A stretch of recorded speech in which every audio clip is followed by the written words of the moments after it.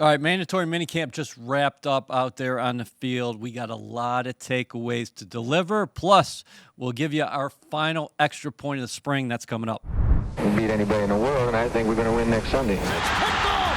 Aaron Glenn. Jumbled and caught. Jumbo Elliott. One-handed catch. Incredible. Back gets running room. It's Reeves. Can't wait. Put your seatbelts on and get ready for the ride. The Official Jets podcast is presented by Kendra Scott, the jewelry company that's shining bright and doing good. Shop game day ready jewelry styles and so much more at KendraScott.com. Greens, how are you? Doing well. How are you? Good, man. I feel like hot one today. I feel like I'm on the treadmill right now. I'm just running. Yeah. It definitely feels like it's. I don't know if this is a taste of training camp, but it definitely feels like one, the weather was fit the bill of training camp, and two, you really get the sense that this team's going to get after it pretty good in a month or so. Yeah, but we should say here on Thursday that today's practice was a little bit of a lighter one. Yes, exactly. And, I think it was cool that Coach Glenn talked about it where he's like, I kind of know he has a good sense of what strings or which strings to pull, which strings to push and when, because he obviously worked these guys as much as he could, within the parameters of the NFLPA. And Michael Carter II said, after the light practice today, I don't think the players knew that Coach Glenn was going to call it early. And then all of a sudden, Michael Carter's like, you know what?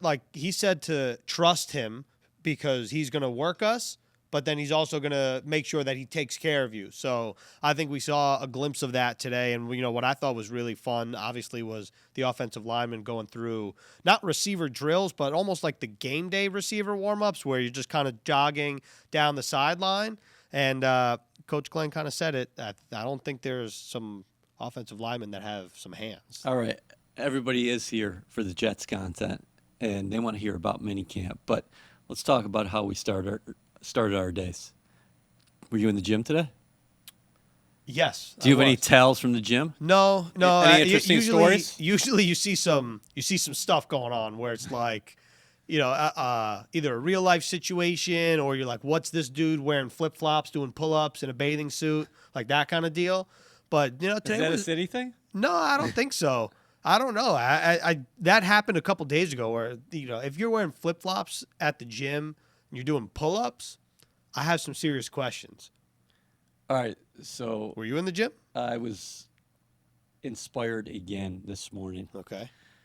There was this dude in there squatting 365 3 times, no problem. Really? No problem. Just knife through butter. Yeah. Okay. Is he and then he moved over. Young dude or? Yeah, I'd say he's under 30. Oh, okay. So for me, that's young. Yeah. And he grabs a pair of hundreds, dumbbells, Hungarian split squats, hundreds. He's doing Hungarian split squats? Yeah. With 100 pounds in each hand? With hundos. Is this guy a tank? What is he? Is he just... I overheard him talking a little bit because somebody said you should have played football. He's about 240. He's probably 6'6". Can we get a player comp, physique-wise on the Jets? It would be like a tight end probably. Okay. Like a rucker, 6'4", yeah, but 250? Like a slimmer ruck maybe. Okay. So maybe like a receiver, like a converted receiver tight end, like a hybrid? Yeah. This dude, that was impressive. Yeah. I've been going to this gym for several years, and I've not seen that. That's very impressive. When somebody gets up to the squat, 365, no problem, no groaning, nothing, easy. Okay. I think what really gets me is the split squat. Yeah, it was crazy. And I know people are like, okay, some people are going to comment, but oh, that was nothing. And no. This is some serious work. Yeah, absolutely. Yeah, that's beyond. So again, I wonder if you told that to any player on the Jets. I feel like they think that's a freaky trait that someone is doing split squats with 100-pound dumbbells. Yeah. So when he's dropping 100-pound dumbbells. Oh yeah, the place got earthquake. It's like an earthquake. Yeah. That's right. Yeah. It's like that 6.8 here in Jersey. Is there a padded floor though? It has to be, right? Yeah. Like a foamy type thing. Yeah. Yeah, there's one gym in the city that it has the two back machines like facing this way. Then there's like almost like a sandwich, and then on one side there's pull up, like assisted pull up. So if you're in the middle of assisted pull up and someone's doing the back lat pull downs. Right. And it's a heavy weight, and they let go, you're doing a pull-up, your arms start shaking really crazy. That's hilarious. And then another time I felt bad for this young lady because she said that some guy was using the bench and all he was doing was looking on his phone. That is a big no-no for me. I was going to say, that sounds like you might have said it because I know that's your pet peeve. All right, let's get back to the Jets here. Quick day here. A lot accomplished here for the Jets throughout the entire offseason, going back to phase 1 through now. Mm-hmm. Let's start Tuesday, though. What you saw out there on the field. Overcast day, a couple sprinkles out there, but one thing that stood out to me was Aaron Glenn immediately discussed the fact that he likes what he's seeing from his quarterback, Justin Fields, and he pointed out an incompletion to start. Yeah, I was going to say I feel like the days are running a little bit together for me, so I'm glad that you mentioned that because the play that he was referencing was an incompletion because instead of trying to force the ball downfield or force it to, a covered receiver, he just threw it away, meaning Fields. And I think that that's something, not watching Justin Fields throughout his first couple seasons in the NFL, I don't know if he's done that a lot. I would imagine that as a young quarterback, I mean, we've seen it here with the Jets where young quarterbacks try to force the ball into the receiver's hands, into tight windows, and they don't need to, and you have to live to fight another down. And, sometimes simple is effective, even though it might be boring, but boring doesn't necessarily mean it's bad in football. And I think that's kind of what Aaron Glenn was talking about. And, there were plenty of plays, though, I will say, maybe not in that particular practice. No, we can talk about it as a whole. Yeah. No doubt. Well, but I just went back to that. Tuesday. I just thought it was very interesting is that's one thing. That was the first thing that came out of Aaron's mouth. It wasn't about this completion or this downfield strike or this scramble, but it was just his decision-making. And that's the one thing I want to point out here is that Fields' decision-making, if you look at his career, has gotten better at each step, at each different level as far as the years have gone by. And last year with Pittsburgh, he appeared in 10 games. He had 1 interception. He had only 2 turnovers. Yeah, and I think also it's important to note in terms of these practices that it was a little bit of a different format to OTAs. Obviously, the rules are still the same in terms of no contact, but in OTAs there was the team period, there was a 7-on-7 period.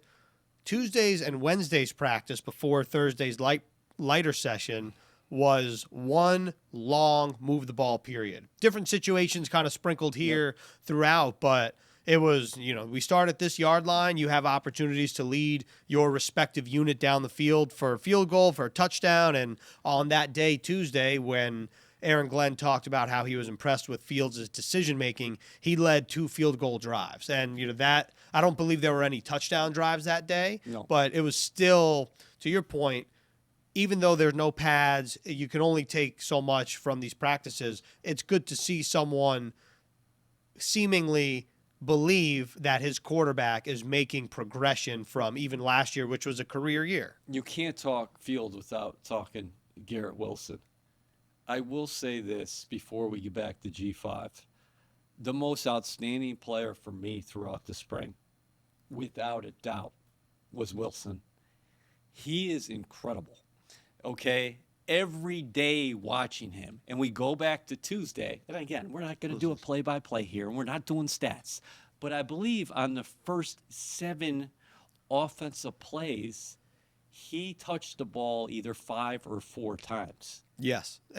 We wrote in the practice report, Fields started the first 11-play drive with a pass to wide receiver Garrett Wilson, who was targeted 4 times in the first 7 plays. Yeah, but I did say touches because I think he actually had 5 touches. Yeah, you're right.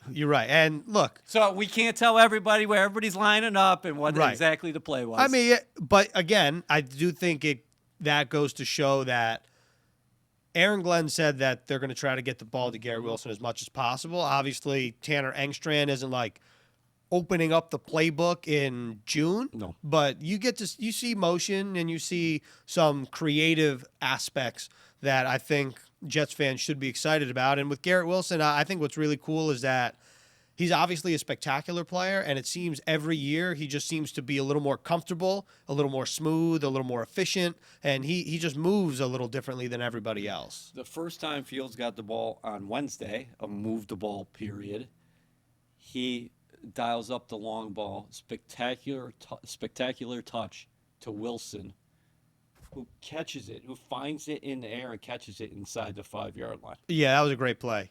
I mean, and it was one of those plays where it's good coverage, or great coverage, even better throw. And so I think that is one of the throws, and the touchdown to Josh Reynolds. I think that was a couple plays after that where they were pinpoint throws from Justin Fields. And again, it's not like he's dealing with a lot of pressure, the potential, getting hit, getting tackled. Like, there was none of that, but it was still nice to see on air, yes, that the ball was being thrown and spun at a high level. And you said Brandon Stevens right there had good coverage on the long ball. Now, in terms of that touchdown pass to Josh Reynolds, man, the placement on that ball, it goes down, if you're scoring at home, as less than a 10-yard scoring pass. Maybe even it was a 5-yard scoring pass. But the accuracy on that, Andre Sisco was in good position. The ball was just in a perfect spot. Yeah, and that here's was Reynolds, both of those. Little corner, right in front of the pylon. It was awesome. There you go. And I will say, we've talked about it a little bit at times, like the energy at practice. Reynolds scores, the entire offense, including guys from the sideline, all run across the field to celebrate with Reynolds. Like, Glenn is talking about the competes periods and how he wants a team to be competitive and show it. Well, not only is the team being competitive, but they're also, I don't want to say, they're definitely not like over celebrating, but they're making sure to celebrate their wins when they had the chance to. And I think it's awesome. I think that training camp is going to be really fun to watch, and it's going to be a fun thing to be a part of, I would imagine, because if you're a player on either side of the ball, you know that you're going to have an opportunity to make plays and be competitive, and that's really all you can ask for. So Tuesday, Wednesday, first 2 drives Tuesday, first 2 drives on Wednesday. Fields has the offense in position to score each time. They come away with 2 field goals on Tuesday. The Reynolds touchdown on Wednesday, his second drive, he got, and you wrote about this, here's the situation, 20-14, 28 seconds left, no timeouts, you're starting at your own 35, so you got to go 65 yards in order to win the ball game in this situation. He led his group to the 1-yard line. Nice job by Fields here, creating something when it didn't look like something was happening. I believe it was 4th and long. He scrambles, and he looks for Garrett Wilson, Right. and Wilson was able to draw the DPI that gave the offense another opportunity for the one. Yeah, and it was again a competitive drive, because before that, similar to the following drive led by Tyrod Taylor, you really thought the offense was on the verge of stalling out. Turning it over, yep. Yeah, and sure enough, DPI, untimed down at the 1, and Fields again looked for Garrett Wilson, and it was an outside, like it was almost like an out route that went to the pylon, it looked like, or It felt like ended by the it felt pylon. like a little bit of a scramble drill where Totally. I'm going to make myself available for the quarterback. I see him getting out a little bit. Yeah, and so that fell incomplete. And Tyrod Taylor, the following drive, it looked like that unit was on the brink of stalling, and Brandon Smith over the middle, like a long completion, gave that group life. Yep. And then I believe, didn't they score? Tyrod run it in? Yes, Or- yes, he did. So then that group scored off of that, and I believe it was Azaria Thomas who was in coverage on the Brandon Smith play, and like I just think that he was in, again, good coverage. That right there is probably a teachable moment for him, because it's, I think, really what we've noticed in minicamp, situational football will be stressed throughout every practice. Okay, just getting back to Fields real quick. Yes. we were out at 3 OTAs. We talked about this at length last week, that the media is only allowed out to 3 of the 10. Then you have mandatory minicamp, and you're out for each session. Knock on glass here. I'm going to get back to Fields for a second and say, I didn't see him turn the ball over in any of the 6 sessions. Yeah. I'm trying to think if maybe there was a tipped pass or something at Was one of the there? time, but I don't In a team situation? I don't think so. That's what I'm trying to think of. But again, he threw 1 interception last year, right? Right. So he had 10-1. I mean, 5 of them were rushing, 5 of them were throwing touchdowns, and 1 pick, which was a considerable decrease, I believe, from years past. I don't think that there was a turnover. The turnovers that stand out to me is the Jalen Simpson turnovers, but that wasn't from Justin Fields. No. Also because Jalen Simpson then decides to do something incredibly acrobatic. He did the cartwheel into the backflip. He pretended to dunk on the goalpost. Yeah. But Well, so we're going to get to the defense here in a little bit. But again, Fields, solid spring. You got to be impressed by the way not only he's looked on the field, but also the way he carries himself. And I think the players gravitate towards him. There's this calm, there's this confidence about him. He's growing. He's 26 years old, new system. But you really feel like he's getting comfortable here. And that's what this spring was all about. Offensive line, listen, we're going to find out a lot more once the pads come on. But you like the talent assembled up there. There's no doubt about that. yeah, I think it's hard not to like the talent up front. And again, to your point, I couldn't sit here and tell you how well Armand Membu practiced. There's no pads. I'm not an offensive line expert. It's hard to tell because, in the moment, you're not really allowed to have contact. Right. So that's the missing link in all this in terms of evaluating and really just trying to see, even if you're the media, if you're us out there, like you want to see what he looks like, it's hard to tell. And oh, by the way, these are positive experiences when he's matched up against Will McDonald. Yeah, so I'm glad you mentioned that because there was a tweet that was like, Will McDonald's eating Armand Membu for lunch. Right. And look, there's no pads. Will McDonald's also a very good pass rusher. He had double-digit sacks, and he's put on 15 pounds. And Armand Membu's 21 years old. Yeah, these are outstanding experiences for him out Totally. there right now. And then the competition up front, you got to like it. You had a guy in Myers into the equation, and him and Tip, getting some valuable run at the center position. I would be remiss if we didn't talk about Breece Hall a little bit. He addressed the media this week. Your thoughts? Yeah, I think Breece Hall seems to – I mean, he said he always has a chip on his shoulder, but look, he's saying all the right things, but I also think he believes them. Like, I don't – the Jets have 3 talented running backs in Braylon Allen, Isaiah Davis, and Breece Hall. Just hearing Coach Glenn talk and Tanner Angstrand, the OC, it definitely sounds like they're all going to play. But hearing Breece say his story with AG when AG calls him, he's like, Breece, you think I want to trade you? It's like, I don't know. Do you? Fair question. Yeah. Glenn's like, no, I don't. Like, you're the running back of this team. And so I think that means something. I don't think Glenn is someone to give fluff or blow smoke. He's very direct. There's no BS. Right, So exactly. when So if he says it. When he calls Breece Hall and says, I want you here, you're our running back. He means it. That's right. So to me, yeah, I think that, again, one of those positions where we won't really be able to tell what 2025 Breece Hall, 2025 Braylon Allen, or 2025 Isaiah Davis really look like until the pads come on. But Braylon Allen, by the way, he might be the front runner in terms of 100-pound split squats and one dumbbell each hand. If I had to bet, I think it'd probably be him. Yo, he'd be a monster in the weight room. We know that. Well, we know he's a monster in the weight room. I mean, but I'd like to see him just pull up at like the local gym, and pretend he's not an NFL player. See what people think. I think he's a guy you just, hey, you need anything over here? I'll clear out of the way. I wanted in a down year for Breece Hall. Yeah. 876 yards on the ground. Remind you, the Jets were last in rushing attempts last season.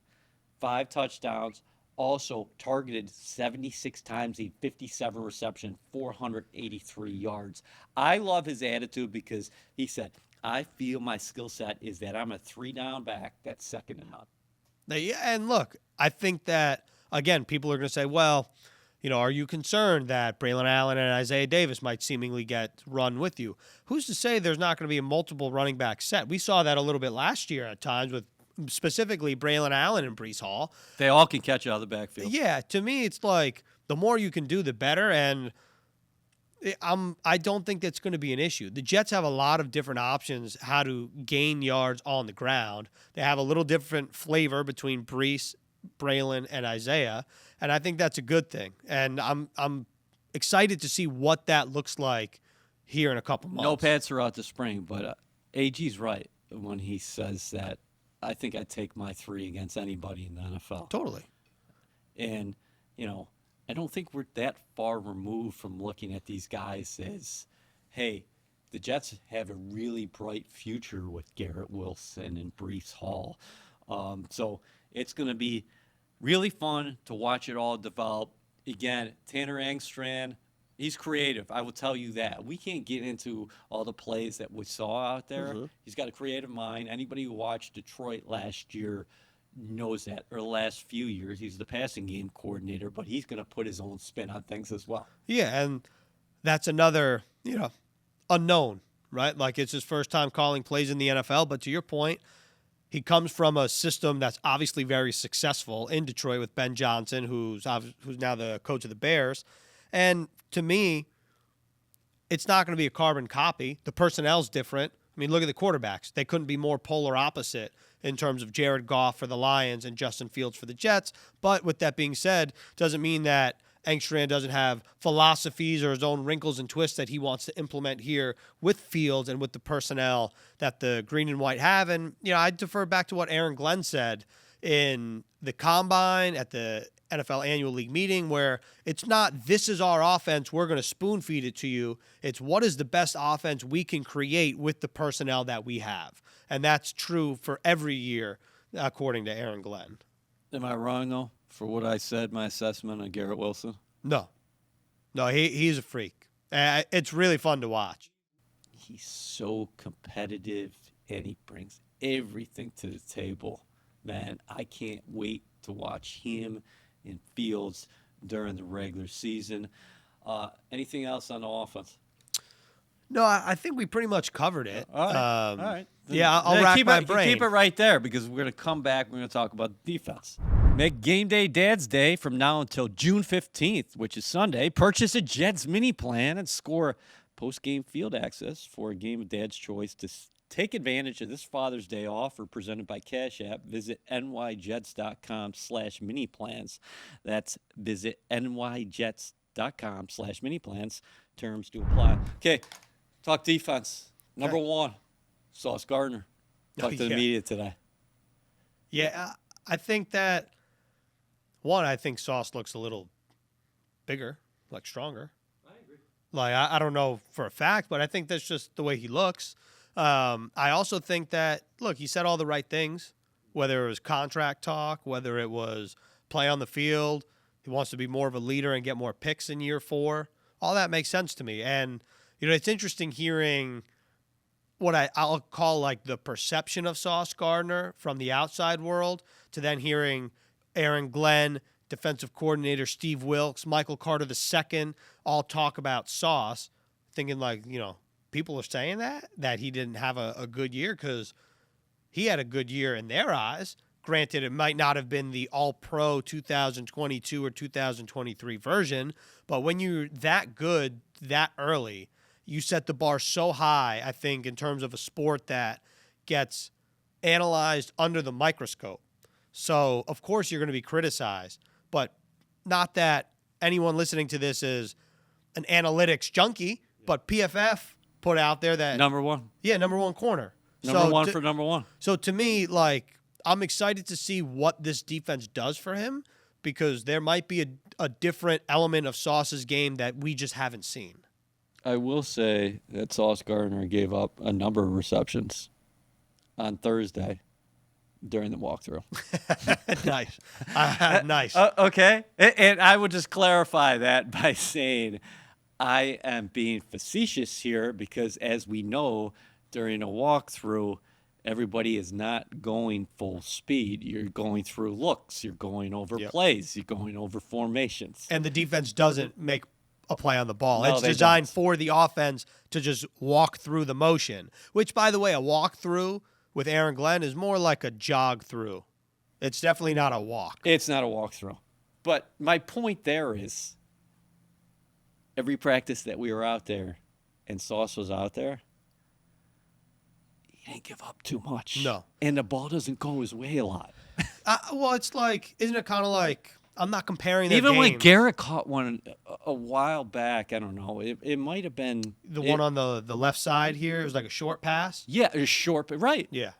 And he was all over him. So it had to be Garrett Wilson making a great play just to catch the ball for a minimal gain. I think that Sauce gets penalized for not being targeted. Yep. And look, I wasn't here when Revis was here. Obviously, 2009 Revis will be unmatched in my opinion with the holding X amount of receivers to under 35 yards. Maybe forever. Yeah, I agree with that. But my thing is, I'm not comparing Sauce to Revis at all. But it feels like Revis was penalized because people wouldn't throw at him. Oh, well, Darrell Revis doesn't have the turnover numbers, for example, in 2009 that Charles Woodson had, who won Defensive Player of the Year that year. Just because people don't throw at you doesn't mean that you're not a good player. If people don't throw at you, they probably respect the hell out of you and in the moment think that person's not covered or that person is covered, I'm not going to throw over there. Not like, uh-oh, like I can't go over there. But in the moment when you're a quarterback going through your progressions, if you're looking to the side that Sauce is at and he's all over your receiver, You're not going to throw there. And I will say this is the perfect coaching staff for Sauce Gardner. I've said that over and over again. This is what Wilkes said this week of Gardner. He's very gifted. And I told him sometimes your greatest strength is your greatest weakness. He's a guy that sometimes at 85% is still better than everybody around him. So his thing, and I told him, compete against yourself. When you're that great, when you're Sauce Gardner, when you're Garrett Wilson, that's who you're competing against. Totally. You're competing against yourself. Well, you have to at that point. Also, because if Steve Wilkes is like, look, you're very talented to the point where quarterbacks don't challenge you the way that you want to be challenged. And maybe you feel like you're kind of going through the motions. Yeah, like that's who you have to compete with is yourself. And again, not comparing the two. I remember Deion Sanders talking about that he would try to bait quarterbacks into throwing him the ball by pretending he was not in coverage. And I'm not saying Sauce Gardner should do that. I don't think the coaching staff would teach him to do that. But I do think that there's a world in which if Sauce competes with anybody, including himself, there might be another level to him that we haven't seen, and this defense might look a little different than what we've seen.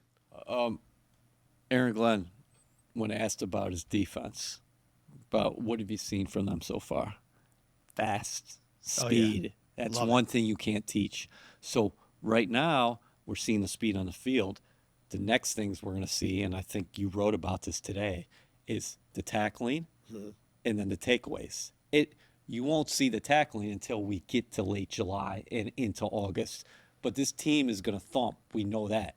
But they're one of the better moving units in the league, and you can see that throughout the spring. Definitely. And just for clarification, like, yes, the Jets will live tackle in practice, Jets on Jets tackling. What Aaron Glenn did say, though, was that you do have to have kind of a quick whistle, and it would not be every day. But the way to get better at tackling is to tackle. And I get it. And like training camp it's going to be hard, I think, for the players. But I think the players, especially listening to them talk to the media, listening to AG kind of shed some light on a conversation he had with Quincy Williams, I'd encourage to listen to that in the press conference from today on Thursday, June 12th. I think that the players are bought in. And, I mean, the attendance numbers alone indicate buy-in in terms of the voluntary phases of the offseason program. So Aaron, as you're talking about right now, he said to the media today, 91%. Yeah. The first three phases, well, I should say the first two phases are voluntary. The third phase, some of it's voluntary once you get to mandatory minicamp, because Right. technically minicamp is part of the third phase. Yeah, so like the first 2.5 phases maybe are voluntary. Yeah. And the last half is mandatory. Glenn, to your point, said 91% showed up of the voluntary aspect, and the best team that he's ever been around from that perspective, from participation, was 80%. And so I think that this team is buying in, and I think that Glenn, for obviously not ever being a head coach in the past, has a detailed plan of what he wants to accomplish and how he thinks he wants to go about it. And remember, it's really funny to think about it, I think. In 2010 or 12, when he joined the Jets as a scouting intern, That's right, 12 and 13. Yeah. it was all part of a plan to be the head coach of an NFL team. So even though he might not have the real world experience of being a head coach, this has been a part of Aaron Glenn's master plan, kind of co-signed by Bill Parcells for 13 years, right? I mean, that's About right. that's cool to think about. And yeah, he's obviously embracing this full-heartedly. Speaking of the plan, let's go up front a level, or a couple levels. We were talking about the secondary before.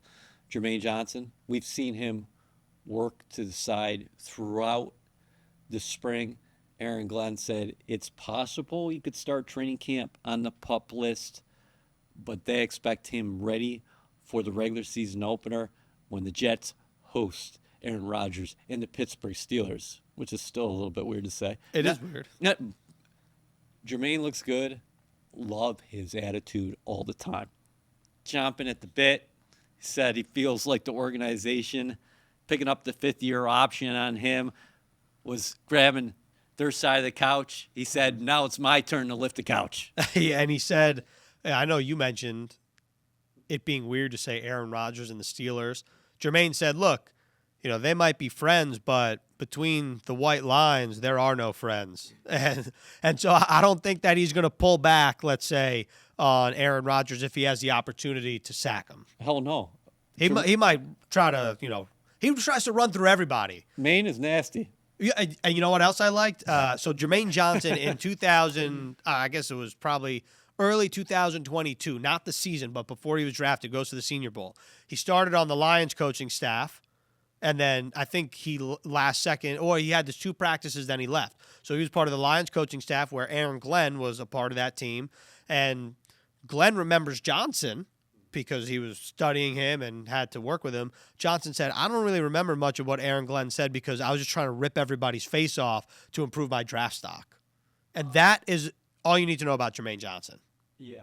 So the edge position, we talked about Will before. We talked about Will throughout the offseason. What's his next step? Because we know that he's been in the weight room. He wants to be that tough edge setter against the run as well as that dynamic pass rusher, which he proved to be last year. You got the big guys in the middle. We talked about that. I think that Quinnen looks really good. Nice interior pass rush.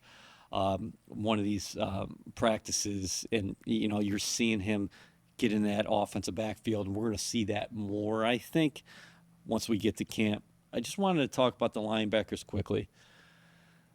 Speed. Sherwood had a nice PD down here in the red zone when Fields got that first unit down there. Mm-hmm. He was looking in the back, I think, for Tyler Johnson, and Sherwood was right there.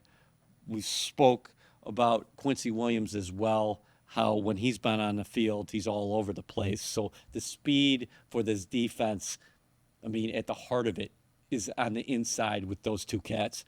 But I like what I saw of Kiko Mainoa. Yeah. Mainoa, I should say.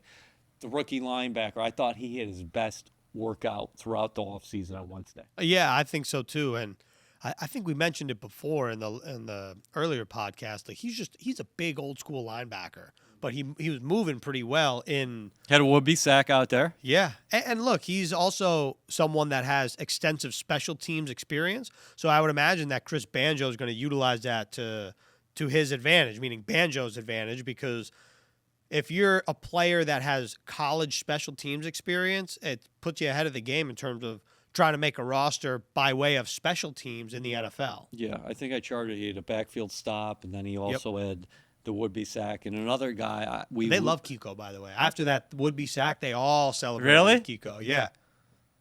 he plays with the kind of passion and fire I think that Glenn expects from everybody, and he's going to get from everybody.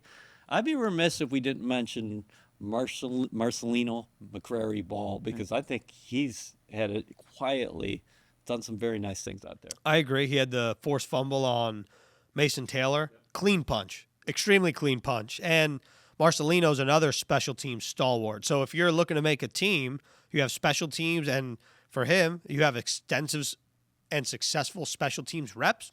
That bodes well for you. So, I'm interested. I'm excited to see what some of these linebackers have once the pads come on. Also, like Jamin Davis, former first-round pick. This new regime keeps him on board. Like someone like that, I'm curious to see what they have in store for him, because he has the talent of a first-round pick. And he has speed. He's got good size.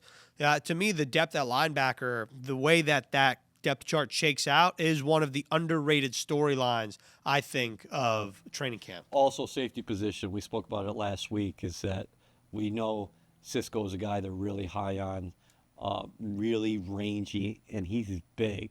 And it's really interesting when you watch him maybe on the same side as Sauce, because that's a monster safety and a monster cornerback at the same time, and those guys are going to cover a lot of ground. And you're seeing the secondary, I think, learn each other, right? Because a lot of times you saw maybe it was a pairing of Cisco and TA, and maybe other times it was Cisco and Isaiah Oliver. And Oliver's another guy who I think is popped. Totally. I'm glad you mentioned him because, again, last year he was corner, he was safety, he was a little bit of this, a little bit of that. He's been predominantly, I think, a safety here with Wilkes, and at least so far of what we've seen in the couple practices. But every practice it feels like Isaiah Oliver made a play. He had a great PD coming On over on the play action long pass from Yeah. I believe that was Tyrod to one of the rookie receivers. Let me check my notes here. Yeah, well, so we were wondering, we were like, it was far away. We're like, is it Jarius Monroe? Is it Isaiah Oliver? It was Isaiah Oliver. Isaiah Oliver. He's had a very impressive spring. Covering a lot of ground. So encouraging signs all around. Quickly on special teams, we're going to have 3 competition battles. I mean, you would think that, hey, X-Man, Gibson probably flies a little bit under the radar. I like the number switch. We talked about how quick he looks. Yeah.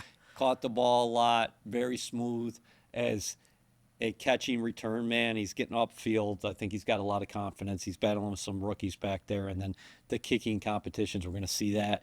There's going to be emphasis on special teams throughout camp. This is when the men are going to separate themselves from the boys. When they get the pads come on, do you want to talk about a player from Florida here? A rookie, an undrafted free agent, a Gator who is a freak. I'm surprised that you're letting me talk about him, considering your ties to Florida. But Jamarcus Weston, I just want to pull up his height weight here. Well, we were just watching him cover some kicks.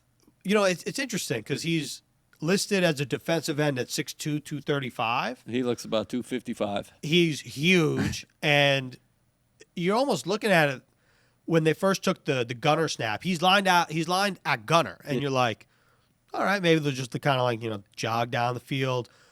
Jamarcus Weston moves like no 6'2", 235-pound defensive end should be able to move with a full steam.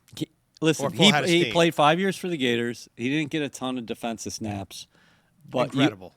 But when you watch him take special teams reps and see what kind of force potentially he could be, because you're not hitting right now. But that guy is a truck who runs like a thoroughbred. Right.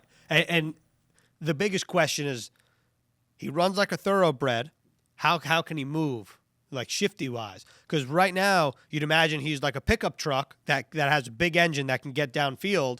But coming up pretty soon, we're going to see, does he have the agility required like a sports car to get through blocks on special teams and make plays? And I'm excited to see that. All right, let's take a quick break, and we're going to come back for an extra point. Game day and every day, score a jewelry touchdown with Kendra Scott. Shop fashion and find jewelry fit for another winning season at your local store or KendraScott.com. Shine bright, do good with Kendra Scott. Here it is, man. Spring's over.